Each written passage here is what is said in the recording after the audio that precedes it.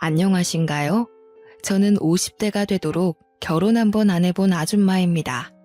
제가 평생 컴퓨터 켜서 이런저런 사연을 써볼 수 있다는 것도 모르고 산 사람인데 우연히 아는 분을 통해 라디오 한번 내보라는 말을 듣고 배워왔습니다. 제가 결혼을 안 해봤다고 인사를 드렸잖아요. 사실은 정확히 말하자면 결혼식을 꾸리고 웨딩드레스까지만 입었다고 말씀드리고 싶네요. 제가 바보같이 사기 결혼을 당했거든요. 그때 한참 속상했습니다. 그 기가 막힌 사연은 어디 내놓기 부끄러울 정도로 제가 참 바보 같았는데요. 속에만 담아두면 더 깊이 골마서 생생하게 기억된다며 어디 털어놓으라는 지인 말에 결심했습니다. 고민 많이 하다가 한번 써보게 되었네요.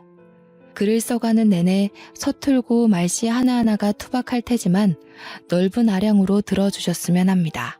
저는 30대 때 부모님을 두 분 다 여의었고 하나 있는 친언니와 단둘이 집을 구해서 살았어요. 그전에는 각자 독립하며 지냈는데 친언니가 사고로 형부를 일찍 잃어서 사별을 했거든요.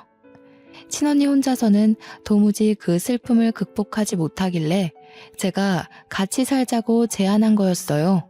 그 당시 저는 미혼이었습니다. 친언니랑 저는 2살 정도 차이가 났습니다. 언니랑 단란하게 살아온 지가 근 5년이 지났을 때, 그러니까 저와 언니가 둘 다 40대가 되었을 때 언니가 잔소리처럼 하는 말이 있었는데요. 너도 이제 결혼 생각해야지.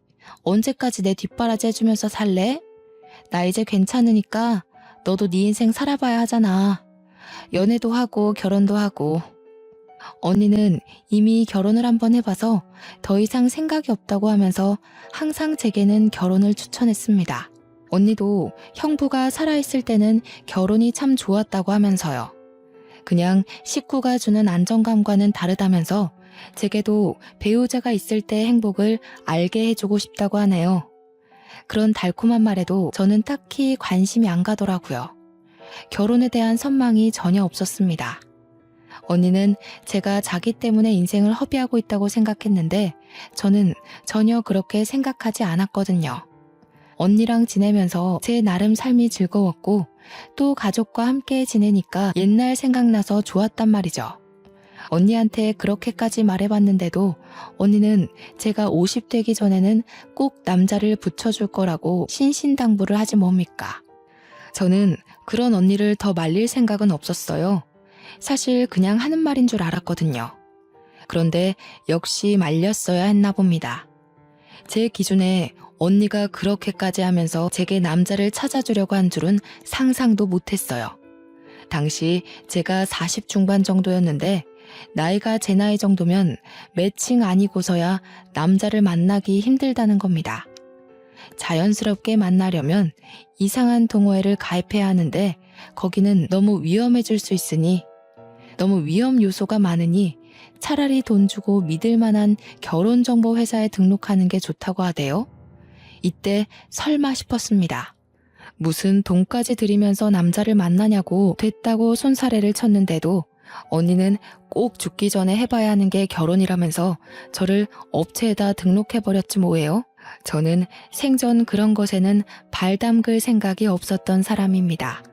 그렇게까지 남자를 만나고 싶지도 않았고요. 언니가 이미 등록하고 와서 저한테 사실을 말해줬는데 괜히 남사스럽더라고요. 다 늙은 나이에 결혼정보회사라니. 당시에는 창피해서 얼굴이 다 빨개졌습니다. 그런 데는 돈 많은 사람이나 조건 좋은 사람들 있는 곳 아니야? 아니면 젊은 사람들이나 희망이 있지. 나는 직장도 변변찮고 나이도 많잖아. 괜히 돈 버리는 짓 했네. 지금이라도 물을 수 없어? 거기는 웃긴다. 당사자도 아닌데 왜 확인 연락이 없대? 식구라서 민증이랑 가족관계 증명서 가져가면 등록해주더라. 그리고 이 좋은 걸 왜 몰라? 우리 또래도 생각보다 많아. 오히려 우리 또래가 더 많을 수도 있지? 젊은 사람들은 알아서 기회가 찾아오는데 우리같이 나이 있는 사람은 기회가 적으니까. 내가 정말 좋은 남자 해달라고 했으니까 기다리고 있어봐. 언니가 너무 서두르는 느낌이 없잖아 있었지만 이때만 해도 언니의 생각보다는 언니가 마음대로 그런 큰 돈을 들여 일을 벌인 것에만 신경이 가 있었어요. 그렇다고 다툰 건 아니에요. 언니가 제 걱정을 많이 생각해서 그랬단 걸 아니깐요. 저는 언니와 함께 개인 애견 카페를 차려 운영 중인데요. 그 사망보험금으로 차린 카페예요. 그래서 부모님이 주신 선물이라 생각하고 정말 열심히 공부해서 운영해 나갔죠. 평소 강아지를 좋아하는 언니와 제 마음이 맞아서 시작한 사업이었고 아파트 단지 주위에 있어서 가족 단위 손님들이 제법 많이 와요. 그래서 먹고 살 만큼은 벌고 있었습니다. 그러나 그게 어디 대놓고 자랑할 만한 재산은 아니었어요. 결혼업체에 등록하려면 내부 사정을 하나하나 밝혀야 했을 텐데 제 형편없는 조건으로도 되는 게 있었나 보더라고요. 그게 민망해서 언니한테 슬쩍 물어봤는데 언니는 그것도 업체마다 커트라인 조건이 다르다고 자기가 알아본 업체는 신생업체였는데 그래서 커트라인이 다소 낮게 잡혀 있었다네요. 언니도 자세히는 모르지만 어떤 손님들 하는 얘기를 엿듣고서 그곳을 찾아가 봤다고 합니다. 이미 엎질러진 물이고 환불도 안 된다고 하니까 저도 그만 될 대로 되라식으로 마음을 놓아버렸어요. 그렇게 한 4개월이 흘렀을까요? 언니가 예전 엄마와 같은 병으로 몸져 눕게 된 거예요. 이미 완치 시기를 놓친 유방암이라고 했습니다. 언니가 스스로 입원을 한 뒤에 저한테 연락이 왔었는데요. 저는 그 전화 한 통을 받고 나서야 처음으로 언니의 지병을 알게 되었습니다. 너무 놀라서 장사를 접으면서까지 언니 간병에 올인을 했는데 알고 보니까 언니는 이미 자기의 병세를 알고 있었던 겁니다. 내가 사망보험금 들어놨거든. 우리 동생 혼자 두고 가는 게 미안해서 언니로서 주는 용돈이야. 누구 주지도 말고 너 혼자 다 써야 돼. 남은 생 실컷 누리다가 나중에 우리 식구 다 같이 만나자. 먼저 가서 기다리고 있을게. 무슨 소리 하는 거야? 왜 그런 마음 약한 소리를 해? 진짜 나를 걱정하고 미안했으면 힘내서 살 생각을 해야지. 어차피 완치도 안 될 텐데 돈 들여서 뭐해. 힘든 상태로 연명만 하는 셈일 건데. 혹시 결혼업체에서 연락 안 왔어? 그거 연락 오면 꼭 받아야 돼. 지금 이 와중에 그게 문제야? 언니 앞날이나 걱정해. 내 일은 내가 알아서 잘할 테니까. 대체 왜 나를 나쁜 동생으로 만들어? 내가 언니를 위해서 노력해볼 수도 없게 왜 이제서야 얘기를 했냐고. 제가 그때 언니를 얼마나 나무랐는지 모릅니다. 화가 나서 원망스럽기까지 했어요. 그럼에도 언니는 그동안 자기 힘들 때 옆에 있어줘서 고마웠다고, 끝까지 같이 못 있어줘서 미안하다고 그가 못했던 고백들만 할 뿐이었습니다. 언니는 몇 번 치료를 받았는데도 암세포가 번지기만 할 뿐 의사도 더 이상은 가망 없다고 했고 그렇게 호스피스로 옮겨졌어요. 그곳에선 입원한 지 일주일 만에 급격한 컨디션 저조로 세상을 떴고요. 어쩌면 부모님이 돌아가셨을 때보다 더 힘들었던 것 같습니다. 제겐 정말 하나밖에 없는 가족이었거든요. 옆에 가족이 단 한 명도 남지 않았다는 건 생각보다 더 무섭고 혼자인 것 같은 기분이더라고요. 언니 장례를 마치고 언니랑 같이 썼던 방을 정리하면서 발견하게 된 것이 있었는데요. 하나의 봉투였습니다. 봉투에 제 이름이 써져 있는 것 보니 제게 주는 편지 같았어요.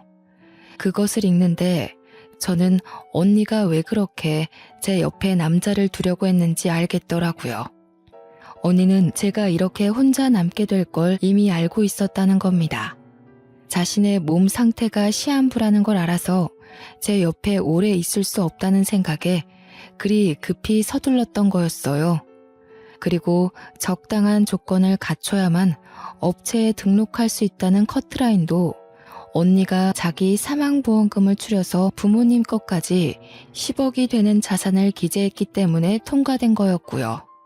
저는 그 편지를 붙잡고 한자리에서 또 얼마나 울었는지 몰라요. 언니의 마음도 모르고 그저 원망만 하고 보낸 것 같아서 그게 너무 죄스러웠습니다. 부모님도 모자라 언니까지 차례로 다 떠나버리니 저는 정말 혼자가 되었더군요. 언니 말대로 옆에 배우자라도 있었다면 이 시간을 좀 더 수월하게 극복할 수 있었을까요? 저는 한동안 재기하기 어려울 정도로 집구석에 박혀서 울기만 했어요. 얼마나 울었으면 진이 다 빠져서 이틀간 잠만 자기도 했습니다. 그렇게 삶에 대한 의지를 놓아가던 어느 날 그간 한 번도 반응 없던 전화가 울렸는데요. 모르는 번호였습니다. 처음엔 안 받았어요. 그런데 연이어서 다시 울리더니 끊어지고 또 울리기를 3번이나 해서 받아보았습니다. 알고 보니 언니가 등록해놨던 결혼정보회사 연락의 연락이었어요. 죄송합니다. 제가 지금 사정이 안 돼서. 혹시 거기 들어간 돈 뺄 수 있나요? 100% 환불은 바라지도 않아요. 다만 조금이라도 괜찮으니 환불하고 싶은데요. 정확한 언니 사정을 얘기하기가 그래서 최대한 양해를 구한다는 식으로 물어봤는데 역시나 돌아오는 답변은 어렵다는 말뿐이었습니다. 어쩌면 업장에서는 당연한 입장이잖아요. 그래서 저는 더 기운 빼서 환불받고 싶은 생각까진 없었습니다. 그렇다고 언니가 애써준 마음을 버릴 수는 없지 않습니까?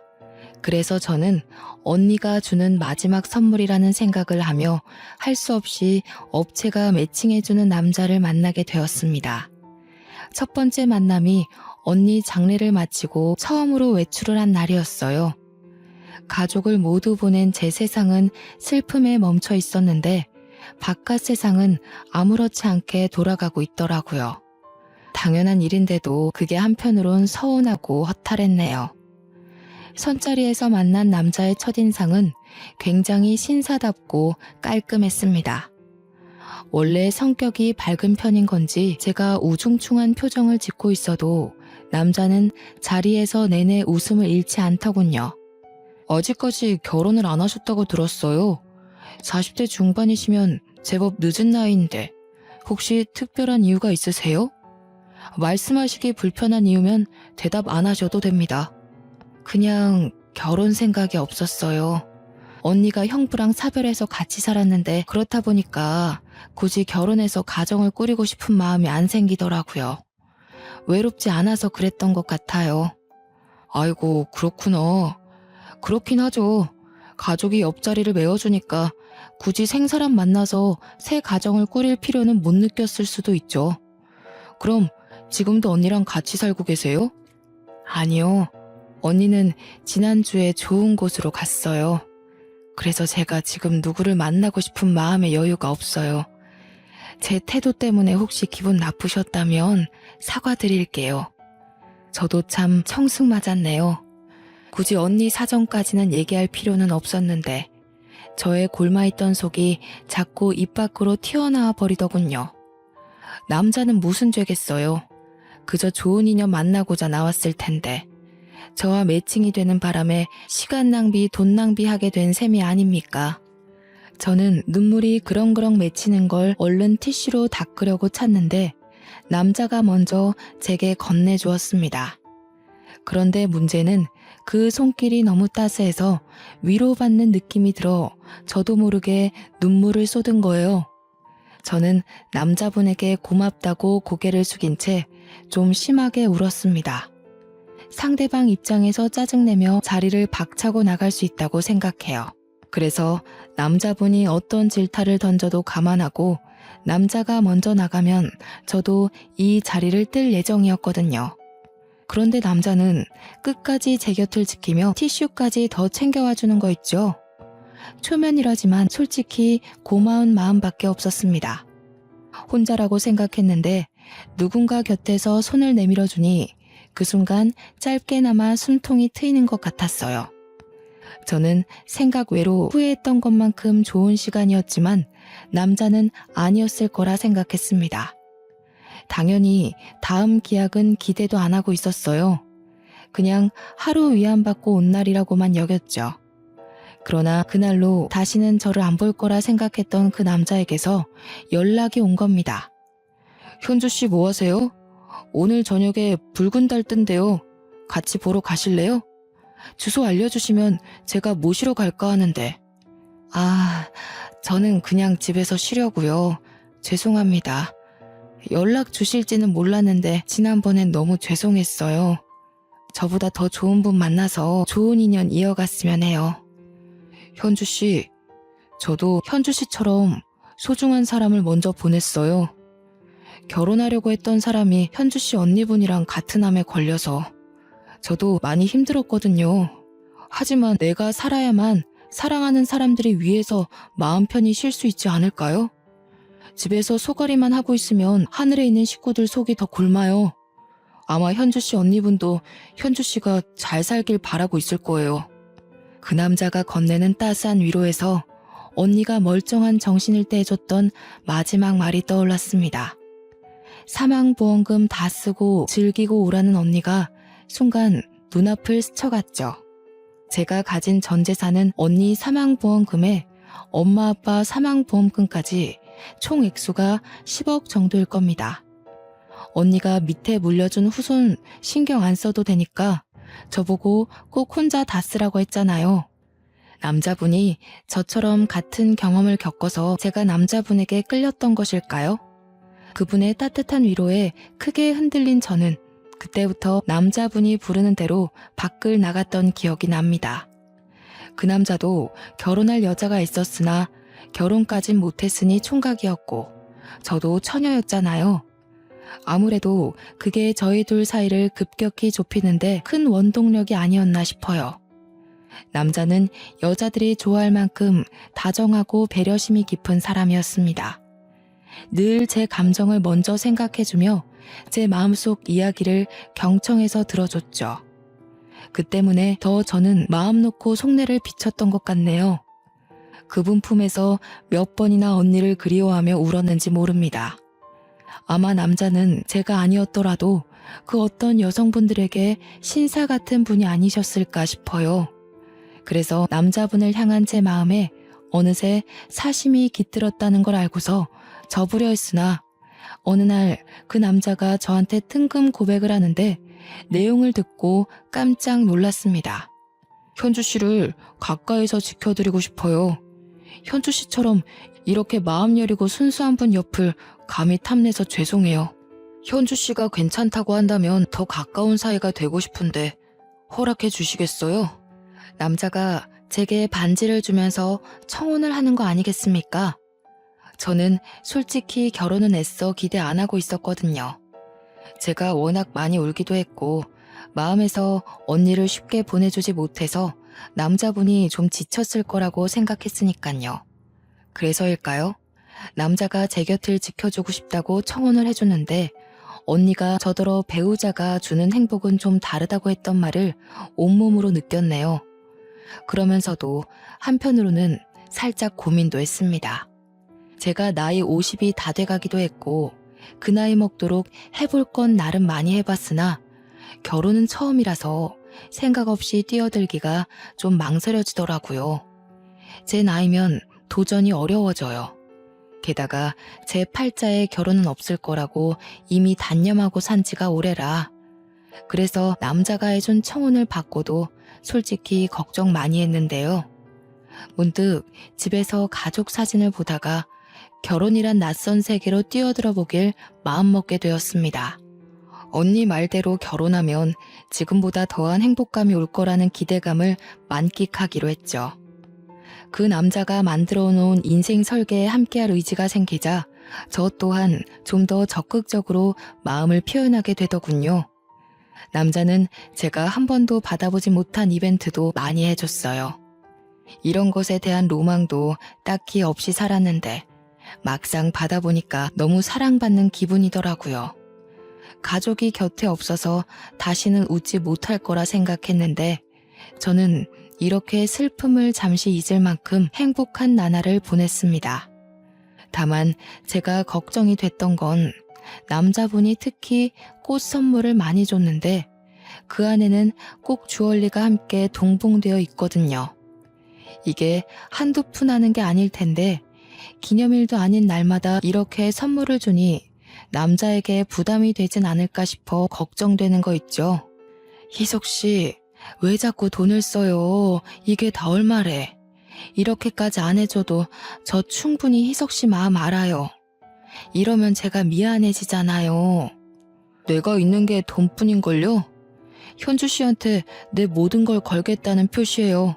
그리고 현주 씨가 곧 제 사람이 될 거잖아요. 제 것한테 제 마음 퍼주는 건데 뭐 어때서요? 이쯤에서 업체에서 본 정보가 다시 떠올랐는데요. 이 남자는 20억 자산가로 기재되어 있었어요.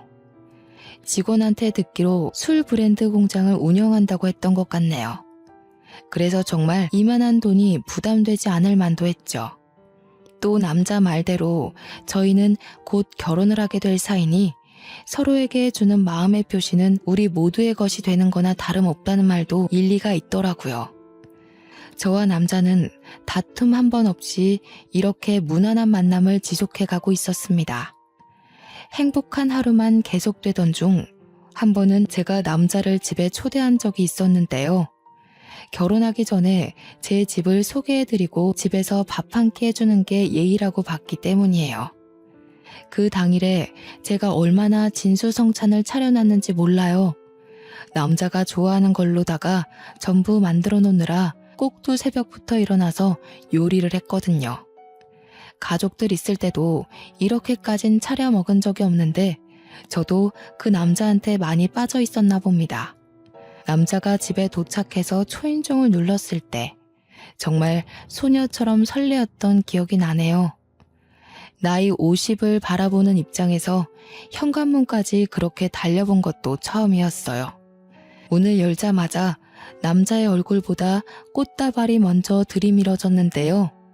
오늘은 제가 선물 좀 주려고 했는데 또 선수를 빼앗겨버려 조금은 심통이 났습니다. 물론 두근거리고 기분 좋은 어리광이었다고 봐야겠죠. 그런데 말입니다. 저희 집이 주택이라서 대문을 열면 마당을 넘어 골목이 보이거든요. 제가 남자의 꽃을 받고 기뻐하던 중 우연히 그 골목을 보게 되었는데 웬 여성분이 저희 집을 빤히 쳐다보고 있는 겁니다.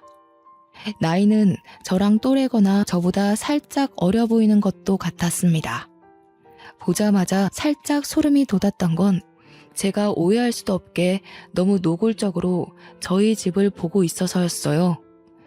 저희 집을 보고 있었는지 아니면 저희를 보고 있었는지 명확히 알지 못했지만 확신할 수 있었던 것은 여성분의 시선이 저희 쪽 언저리를 돌고 있었다는 거예요. 어떤 영문인진 모르겠으나 만약 저희를 보고 있던 게 맞다면 너무 무섭지 않나요? 대체 뭐 때문이었을까요? 저는 더 이상 버티고 서 있질 못하고 얼른 그 남자를 끌어당겨 문을 닫았습니다. 남자는 제 표정을 보고 왜 그러냐고 묻더군요.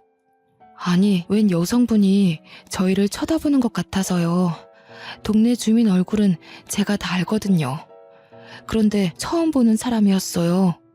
왜 저희 집을 그렇게 쳐다보고 있는 건지. 제가 무서워하자 남자가 씩씩하게 창문 쪽으로 걸어갔습니다. 창문 밖으로 주위를 확인하는 것 같더니 아무도 없다고 하네요. 그 말에 곁으로 가서 저도 확인해봤는데 횡한 골목만 있을 뿐 정말 그 여자가 없어졌더라고요. 하지만 착각했다고 생각하기엔 그 여자의 시선이 너무 저와 남자를 향해 있었기에 도무지 잊기가 어려웠는데요. 남자는 저를 심각하게 걱정해주며 같이 마음 써주는 덕에 그냥 그러려니 하고 넘겨버렸습니다.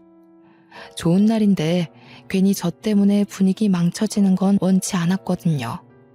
그렇게 근 10개월이 지난 후 저는 그 남자와 결혼식을 올렸습니다. 당시 저는 결혼식 전날 밤부터 설레서 잠을 청하는 게 어려웠어요. 결혼식 전날 밤이라 그런지 마음이 많이 싱숭생숭하더라고요. 언니에게 이러한 인연을 만들어준 것에 감사를 전하며 다음 해부터 시작될 50대부터의 삶을 행복하게 보내겠다고 마음속으로 인사를 하면서 잠이 들었네요. 결혼식 당일은 아침부터 기대가 가득했던 오전이었는데요. 결혼식에선 오랜만에 보는 친구들을 대거 만났던지라 하루 종일 뜬구름 같은 마음으로 들떠 있었습니다. 그런데요, 사람들 발길이 뚝 끊긴 시점에서 지인이 아닌 모르는 여자가 신부 대기실로 들어오는 겁니다.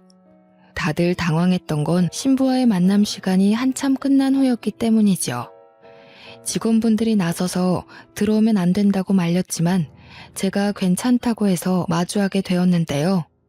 못 보던 분인 것 같은데 혹시 신랑 쪽 하객이세요? 제 신랑은 아마 지금 입장 준비하느라 바쁠 거예요. 식장 입구에 한번 가보시겠어요? 네, 신랑분 보러 왔습니다. 제 신랑이 다른 여자랑 결혼한다길래 찾아와 봤어요. 기억하실지 모르겠는데 저는 신부님 한번 뵌 적 있거든요. 제가 신랑 명의석 와이프입니다. 저는 순간 제가 잘못 들은 줄 알았습니다. 근데 주변 직원들도 웅성거리는 것 보면 잘못 들은 게 아니라는 거겠죠. 여성분은 곧바로 울먹이기 시작하더니 다짜고짜 제 앞에 무릎을 꿇더라고요. 그러면서 그 여자가 하는 말에 저는 이 결혼을 할 수 없다는 걸 눈치채고 말았네요. 제발 결혼하지 말아주세요. 뱃속에 아이가 있어요. 희석 오빠 아이예요. 원하신다면 아이 태어나고 친자 확인서도 드릴게요. 여자가 대놓고 저더러 결혼하지 말아달라 사정하면서 자신의 신세를 얘기했는데요. 그 순간 머리를 한 대 맞은 느낌이라서 머릿속이 하얀 도화지가 되더군요. 그러니까 이 여자가 하는 말은 지금 제 신랑이 혼인신고 없이 이미 결혼을 한 사람이었고 자기가 제 신랑 부인인데 집안 사정이 어려운 실정이었고 제 신랑이 돈을 구하기 위해서 학위 조작, 재력 조작, 신분 조작을 해서 업체에다 등록했으며 돈 많은 여자 꿰어서 재산 빼먹으려고 했다는 내용이었습니다. 정신없는 와중에 대충이나마 들었던 사실이 이랬다는 거니까 더 세세한 내용은 얼마나 기가 막히겠어요. 제가 그쪽 말을 어떻게 믿죠? 다짜고짜 찾아와서 그런 말을 하면 제가 바로 믿어야 하나요? 저는 제 신랑 말을 먼저 들어야겠어요. 그만 나가주세요. 신랑 쪽에선 분명 아니라고 하겠죠. 하지만 사실이에요. 당신이랑 연애하면서도 남편은 내내 저랑 같은 지붕 아래 살고 있었다고요. 저희 집에 남편 옷이랑 물건 다 있거든요. 원하시면 보여드릴게요. 그러니까 제발 이 결혼하지 말아주세요. 저 남편 없이 못 살아요. 여자가 덧붙이는 말을 들어보니 제 신랑이 원래 제 돈만 빼먹고 저를 버리려고 했기 때문에 저와의 결혼 얘기는 당연히 없었대요. 그러던 어느 날 갑자기 제 신랑이 본처에게 청첩장 내밀었고 새로 결혼하고 싶은 여자가 생겼으니 그만 사이를 정리하자고 했다네요. 뱃속에 아이까지 생긴 여성분 입장에선 이혼을 받아들일 수 없어서 제 결혼식장까지 찾아온 거라고 울부짖었습니다. 이렇게 얘기를 듣던 중 저는 순간적으로 딱 떠오르는 잔상이 있었는데요. 이 여성분이 저를 본 적 있다길래 그게 무슨 말인가 내내 머릿속에 남아 있었거든요. 그런데 바로 그때 그 여자가 아니겠습니까? 신랑을 집에 처음 초대했던 날 섬뜩하게 저희 집을 빤히 쳐다보고 있던 여자 있잖아요. 바로 그 여자였다니까요. 그걸 알고부터 제 상태는 더더욱 붕괴되어 버렸습니다. 여성분은 계속해서 제 앞에서 오열을 하고 있고 저는 입장 10분을 앞두고 멍 때리기만 했고 직원들은 상황이 상황인지라 차마 입장해야 된다고 재촉하지 못했죠. 그때 참 타이밍 나쁘게도 제 신랑이 신부 대기실을 방문했는데요. 입장하기 전이라 무척 떨리는지 제 얼굴을 보러 잠깐 들렸더라고요. 환하게 웃고 있던 신랑 얼굴이 저와 여자를 번갈아 보는 순간 확 굳어버리는데 저는 신랑의 그 얼굴 하나만으로 이 여성분이 했던 말이 전부 진실이라는 걸 알아버렸습니다. 신랑 표정이 알아서 말해주는데 그걸 눈치채고 알아보는 것조차도 제겐 괴로운 일이더군요. 당신이 여긴 어떻게... 이 여자가 진짜? 여기가 어디라고 쫓아와? 내가 허튼 짓 하면 가만 안 둔다고 했지. 할 말 있으면 나를 찾아오라고 했잖아. 심지어 제 신랑은 여태 제가 보지 못했던 험악한 모습으로 여자를 질질 잡아 끌기 시작했는데요. 다정했던 신랑의 모습이 모두 거짓이었다는 것도 여기서 밝혀진 셈이었죠. 여성분은 자기 신랑한테 우악스럽게 끌려가면서도 신랑한테 계속 매달리며 사정을 했습니다. 어떻게 당신 애를 보고도 이럴 수가 있어? 어떻게 나한테 이래? 돈만 구해온다고 했잖아. 나랑 우리 아이 행복하게 해준다고 했잖아. 닥쳐. 현주 씨 미안해. 내가 얼른 쫓아내고 올게. 이 여자가 뭐라고 했든 믿지 마. 내가 다 설명할 테니까 잠시만 기다려. 예비 신랑과 여성분이 그대로 대기실을 나갔고 저는 턱 막혀있던 숨을 토해내면서 동시에 눈물까지 터져 나왔습니다. 직원들이 휴지를 가져와 제 눈물을 닦아주었어요. 거기다 대고 저는 흐느끼며 부탁을 했죠. 경찰 좀 불러주세요. 선생님들, 저 사람들 좀 잡아가달라고 해주세요. 죄송합니다. 저 때문에 헛고생하셔서 죄송해요. 직원들은 저를 달래주면서 위로의 말도 같이 전했어요. 그리고 경찰 부르는 걸 잠깐 망설이는 듯 했으나 곧 속속들이 움직임을 보였습니다. 이 모든 초토화가 고작 10분이란 짧은 시간에 일어났던 일들이에요. 제가 경찰을 불러달라고 애원했을 때는 이미 결혼식 입장 시간이었던 겁니다. 상황을 뒤늦게 한 사회자가 아마 결혼식을 중단했을 거예요. 하객들이 자리를 정돈하고 뜨던 와중 식장에 신랑과 신부가 아닌 경찰이 난입했었는데요. 경찰들이 밖에 있던 신랑을 찾아서 연행했다고 하더라고요. 원래는 그대로 경찰서에 끌려갈 처지였지만 신랑이 저 한번 만나게 해달라고 사정을 하는 바람에 경찰과 동행하여 신부 대기실을 찾아온 거 있죠. 다시 마주한 신랑이 옆에 경찰을 끼고서 제게 무릎을 꿇고 빌기 시작하는데 저는 그 모습을 보면서도 행복했던 10개월간의 만남이 몽땅 부서지는 느낌만 받았습니다. 미안해 현주씨. 저 여자와의 관계를 얘기 못한 건 미안한데 내가 정말 사랑하는 건 현주씨가 맞아. 저 여자가 뭐라고 했든 다 거짓말이야. 저 여자 나 모함하려고 찾아온 거라고. 그렇다고 하기엔 내가 들은 게 너무 많아요, 희석씨. 내 재산이 탐나서 나한테 접근했던 거였어요? 제가 희석씨한테 어떤 심정으로 가정사를 털어놓은 건데 어떻게 사람이 그리 간사해요? 아니야, 오해라니까. 저 여자가 그런 소리 하든 내 말을 믿어야지 왜 엉뚱한 사람 말을 믿어. 현주씨, 그러니까 내가 다 설명하겠다고 했잖아요. 현주씨가 경찰 부른 거죠. 내가 당신한테 10개월 동안 얼마를 쏟아부었는데 정작 내 돈 빼먹은 건 당신이잖아. 제 신랑은 자기 분을 못 참고 혼자서 욕까지 짓거렸습니다. 제 앞에 처음 드러내는 날것의 모습이었을 테죠. 그때의 신랑은 정말 제가 알던 사람과는 완전 다른 사람이었어요. 제게 화를 내면서도 미친 사람처럼 계속 저를 붙잡고 늘어졌습니다. 그 순간 신랑이 쫓아낸 줄 알았던 여자가 마찬가지로 경찰한테 연행된 채로 다시 찾아와서는 신랑 신상에 대해 모조리 고백하기 시작했는데요. 경찰 선생님, 저 사람 이런 사기 처음 아니에요. 아마 여기저기 돈 떼인 여자들 많을 거예요. 당장 제 남편 잡아가서 죗값 치르게 해주세요. 완전 드라마 같은 상황이 아닙니까? 제가 다 늦은 나이에 무슨 부귀 영화를 누리겠다고 결혼을 하고자 했던 건지 순간 행복을 기대했던 제 자신이 2배로 무너지는 기분이었어요. 본처는 자기 남편이 저와 결혼해서 자기를 떠날 바엔 그냥 감옥을 보내는 게 낫다고 판단했나 봅니다. 아주 적극적으로 자기 남편의 민낯을 샅샅이 밝혀주더군요. 그 때문에 신랑은 참지 못하고 제 손을 놓고서 본처한테 뛰어갔습니다. 그 두터운 손으로 본처의 머리채를 꽉 잡는데 하마터면 닭싸움이 될 뻔했던 걸 경찰이 나서서 상황이 진정되었네요. 바깥에는 하객들 쫙 깔려 있었습니다. 저는 일부러 얼굴 비추지 않고 한참 신부 대기실에만 있었어요. 친구들이 저를 걱정해서 만나고자 했으나 당시 저는 아무도 보고 싶지 않았던 듯합니다. 한참 그곳에서 울기만 했거든요. 그리곤 정신을 차려서 신랑과 그 여자를 고소했습니다.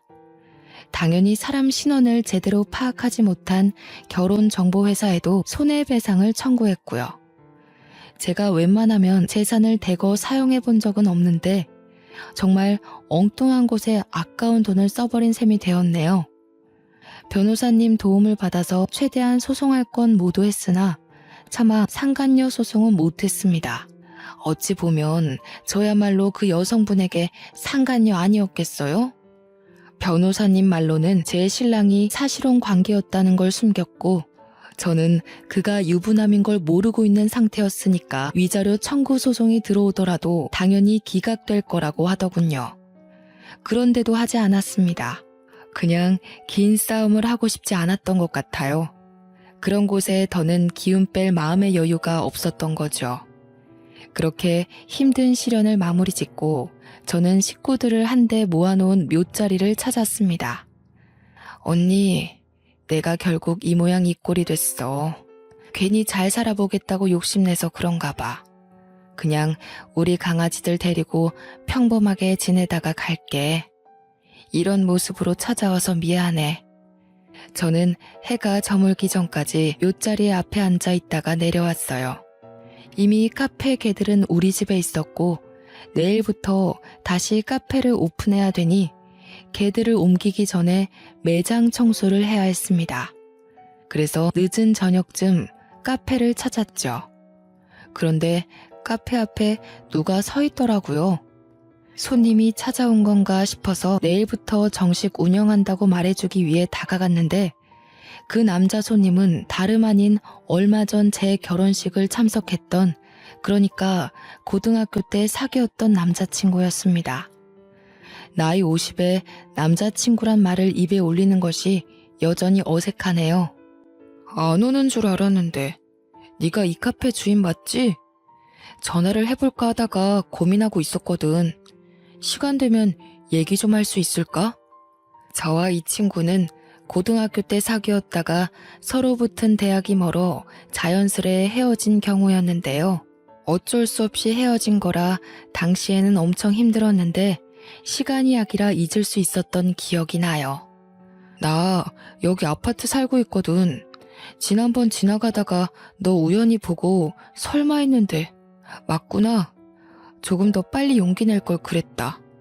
친구가 저와 대화하고 싶다고 해서 저는 우선 카페 문을 따고 들어가 음료를 대접했습니다. 결혼식 때 왔다고 했는데 저는 못 봤거든요. 그렇다면 신부 대기실에 인사를 오지 않았다는 건데 왜일까요?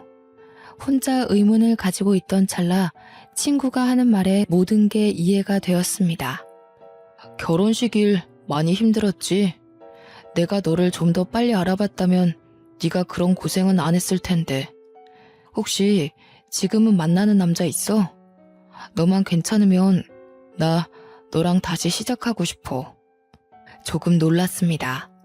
친구가 제게 아직도 마음이 있는 줄은 몰랐거든요. 결혼식 때 제게 인사하지 않은 이유도 다 저에 대한 미련을 떨치지 못했기 때문이었던 거죠. 친구는 저를 첫사랑이었다고 칭하며 한 번도 저와 함께했던 순간처럼 설렘을 느껴본 적이 없다고 하더군요. 너무 오래된 마음이기도 했고 저를 만날 용기가 없어서 내내 마음 한켠에 두고 살다가 친구들을 통해서 제 결혼식을 알게 되었다고 해요.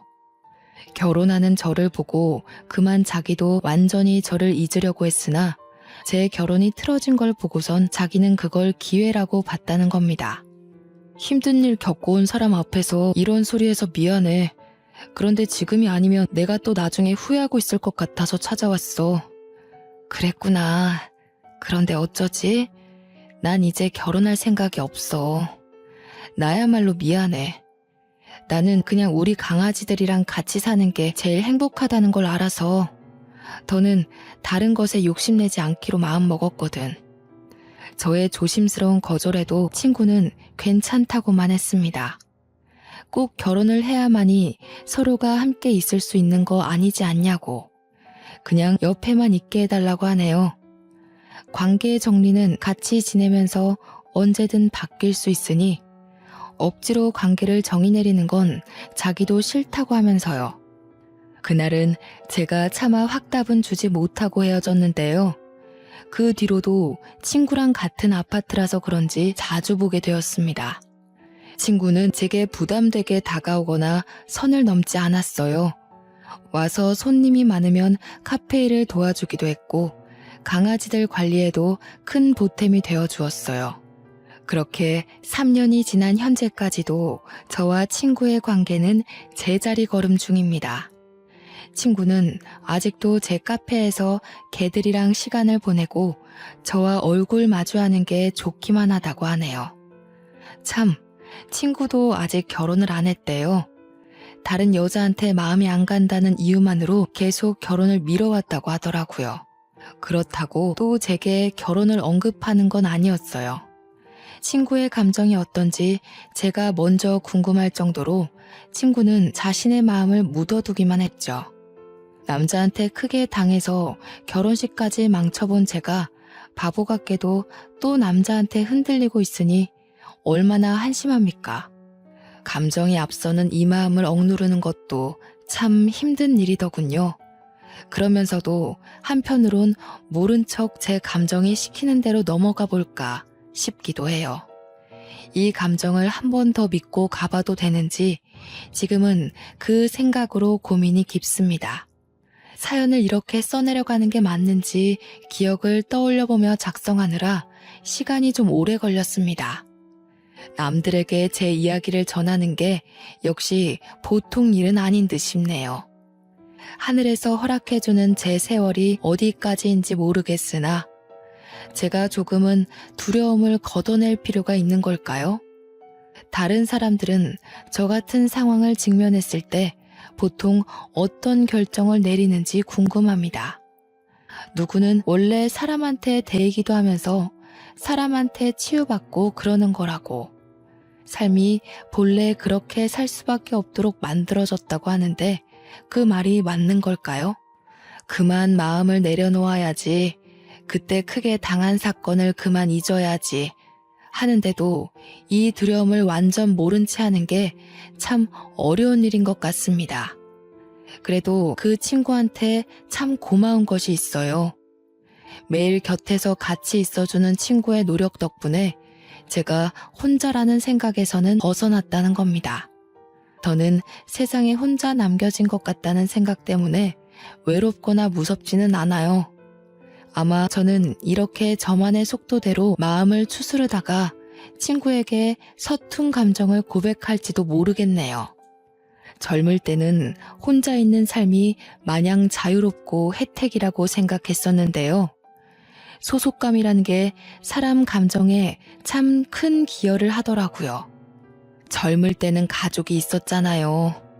어디서 뭘 하든 혼자 하더라도 제 뒤편에는 늘 가족이란 울타리가 있었잖아요. 그게 없어진 어디에도 소속되지 않는 삶을 산다는 건 감히 생각만으로 느낄 수 있는 기분이 아니더군요. 그래서 말씀드리고 싶어요. 사랑하는 사람과 묶여있는 가족이 있다는 건 참 든든한 시간이에요. 너무 익숙해서 우리가 못 느끼는 것뿐이지 우리는 늘 가족한테서 조건 없는 지지를 받으며 살아가고 있다는 걸 꼭 기억하고 가족에게 사랑의 표현을 많이 해주시면 좋겠습니다. 먼저 겪은 입장에서 알려드리는 건데 이미 그런 가족을 잃고 나서 깨달음을 얻는다는 건 생각보다 많이 힘들어요. 그러니 꼭 있을 때 잘합시다. 끝마무리 인사를 어떻게 해야 할지 모르겠네요. 그저 모든 분들이 아픔을 덜 느끼는 방향으로 지혜롭게 살아가셨으면 합니다. 여태까지 경청해 주시고 관심 가져주셔서 고맙단 말씀 드리고 싶어요. 그럼 이만 글을 마치도록 하겠습니다.